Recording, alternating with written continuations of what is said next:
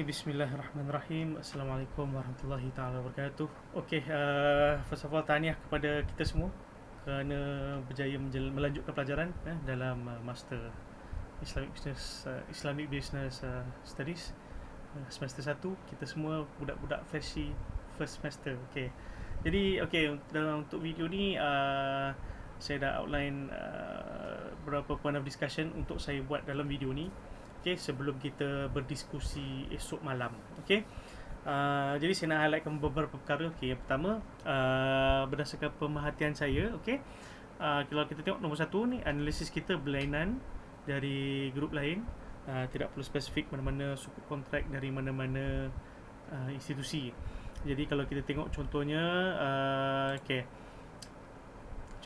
kalau kita tengok, ni grup kita kan, grup nombor 6. Okay. Kalau grup kita number 1 ni explain about suku Islamic bond, the operation of suku. Tapi kalau kita tengok contoh di grup 5 ni, kita tengok explanation about Islamic insurance takaful in Malaysia. Lepas tu choose 2 Islamic insurance companies in Malaysia. Jadi dia orang kena pilih 2 company in Malaysia.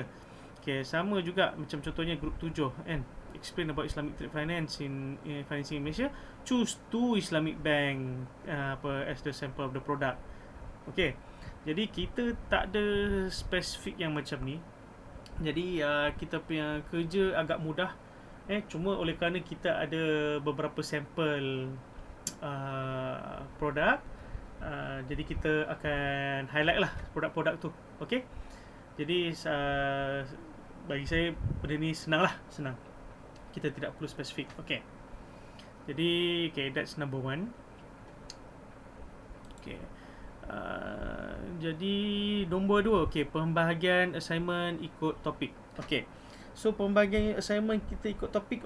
First of all kita tengok dulu apa arah-arahan yang telah diberikan. Sikit ada macam ni. Mula-mula ini 2 arahan yang telah diberikan. Ni 2 arahan yang telah diberikan. Jadi 1 dengan 2. Jadi bila kita gabungkan, kita akan dapat ni. Kita akan dapat macam ni lah. This is the way the assignment should look like. Take your time. Boleh pause video ni, baca.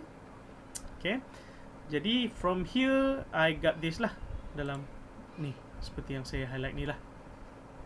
Macam ni.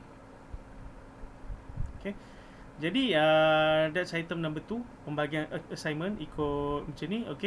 Lepas tu nombor 3, apa yang di highlight ni adalah part-part yang saya nak buat. Yang saya nak buat, saya cop dululah. Tetapi terpulang kalau anda rasa anda nak buat, tak ada masalah. Kita sebab topik ni terlalu kecil, dan macam saya faham semua part. Jadi saya no problem. Jadi that one thing that I want to highlight is about the last man. Last man ni maknanya kalau katalah jadi apa-apa, contohnya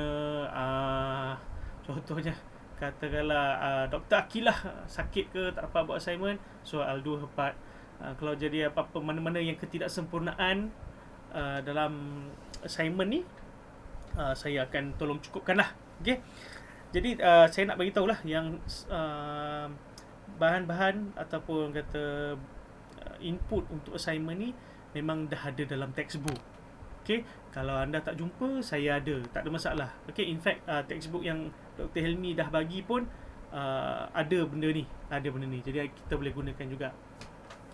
One more thing saya nak highlight.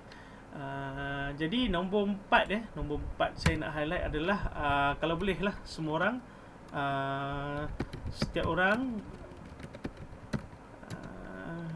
orang buat 3 page lah, minimum 3 page.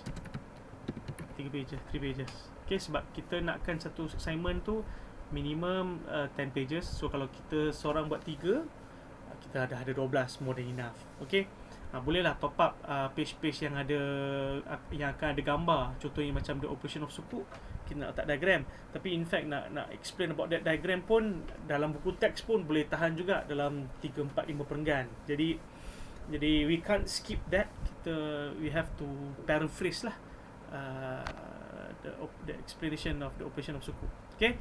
Jadi ini pandangan saya tentang perbincangan yang kita kita perlu buat pada hari Rabu. Jadi saya cadangkan anda semua tengok tengok apa yang patut, plan what you want to do, what you want to contribute. Yang awak tak boleh contribute apa, bagi tahu, dan we will help you out lah. Okay, so I think that's about it. All the best untuk kita. I'll see you tomorrow night, insyaAllah. Okay, Assalamualaikum warahmatullahi taala wabarakatuh.